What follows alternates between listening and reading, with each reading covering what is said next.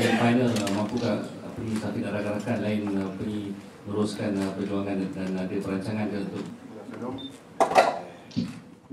Я хотел бы сказать, что выход в финал это уже само по себе хорошо. В финал выходят в основном все с желанием победить, выиграть. Мы тоже не исключение. Мы уважаем команду Стекло, мы знаем, что это очень хорошая команда. Они играют уже друг с другом 2-3 года, наверняка хорошо сыграны. Но тем не менее мы тоже надеемся показать завтра хорошую игру и одержать победу. اون شرایط هایی که در شهر دوشنبه برای برگزاری این بازی و قبول مهمانان هست چی اندیشه دارند؟ Но в целом я хотел бы сказать, что все прекрасно, очень хорошее размещение, все остальное, прекрасное тоже поле. Единственное, поле здесь искусственное, мы на нем на искусственном поле до этого не играли.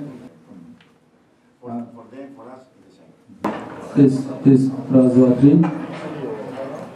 Пригласить поклонников футбола через вас, через средства массовой информации на завтрашнюю игру.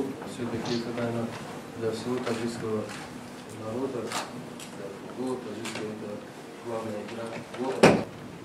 Что касается команды, ребята все готовы, все в строю, нет травмированных. Несмотря на то, что в полуфиналах турецких клубов так получилось, что мы попали в финал с соперником завтрашним. Все-таки я считаю, малазийский клуб тоже находится на хорошем уровне, так скажем, на хорошем счету в Азии. Как его состояние, он будет играть в этой финальной игре или нет? Мы настроены на 200% матч. And also we tomorrow will make all our efforts, maybe 200%, just to win this match.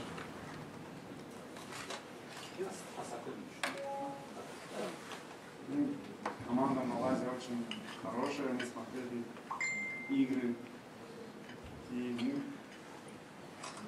их легионеры очень хорошо играли. Особенно нападающие.